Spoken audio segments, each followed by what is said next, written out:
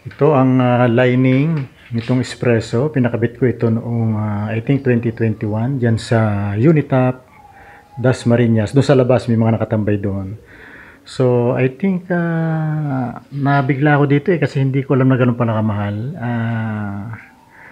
9,000 natawaran ko yata siya ng naging 8 something yata, pero mahal pa rin, ang hinayang talaga ako.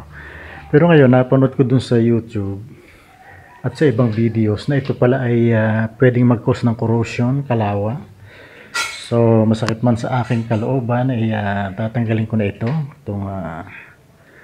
edge protector na ito, edge lining. Okay, so balot na balot ho yan, pati iba, pati itong ibabaw na ito meron yan, pati hood. Okay, so let's start.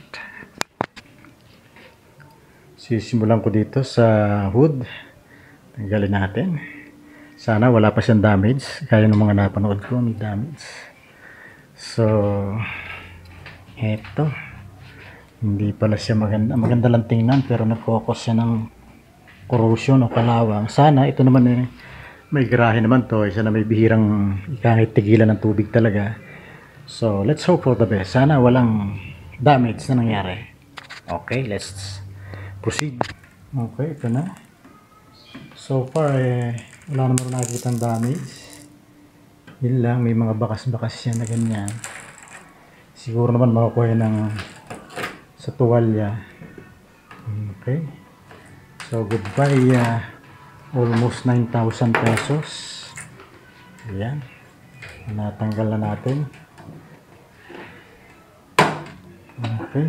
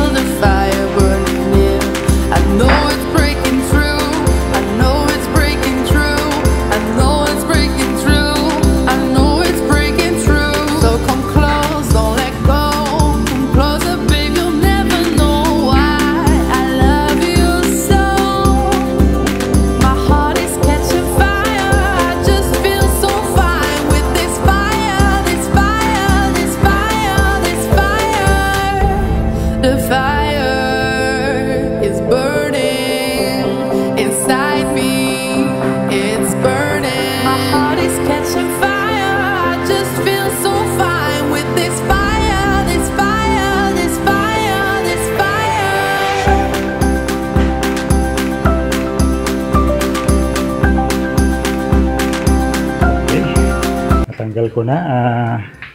Luckily, swerte pa rin, wala pa siyang corrosion, hindi naman siya nagdulot ng kalawang. Kahit mahigit na siyang 2 taon na nakabit, 2021 to So yun, nahirapan lang tayo sa last, kung alin yung last part, siyang nahirapan ko tanggalin. In fact, kami natira pang kapiraso. Pero dahil sa itong aking garahe ay medyo gipit, hindi ko mabukas ng todo itong pintuan. But anyway, so far so good. Ito na lang. So tatanggalin ko na lang ito pag nailabas ko itong kotse, itong espresso, kasi wala na akong hawakan dito. Kapraso na lang yan mula doon hanggang dito. Yun na lang naiwan.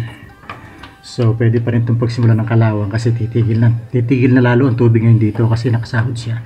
So yun, anong natunan natin dito sa nangyari ito na halos 9,000 nga ang halaga niyan. Nabudol tayo. Naikabit na so ikabit na. So ang ating natutunan dito ay huwag nating basta-basta gagayahin yung ating nakikita sa ibang sasakyan.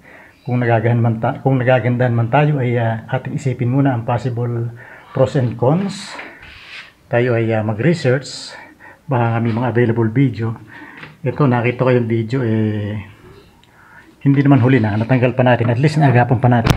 Pero kung ito siguro ay sa labas nakagrahe, malamang may corrosion na ito at may kalawang. So sa camera po, medyo parang dikit lang ito, pero mahigit ko pa namang isang dangkal ho, layo niyan.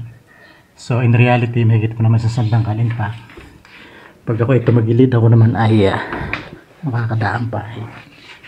Okay, nakalampas pa naman tayo doon. Ito na, yung tinanggal natin, nasa basura na. Ito na yung halos 9,000 pesos.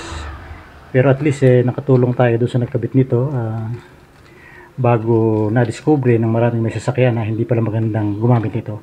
Siguro kung gagamit kayo nito, ano lang, pira-piraso lang, yung kumbaga anti-scratch lang, o para wag humampas sa pinto yung inyong pinto, para may kaunti siyang padding. Pero parang mas advisable na wala siya Okay, so yun.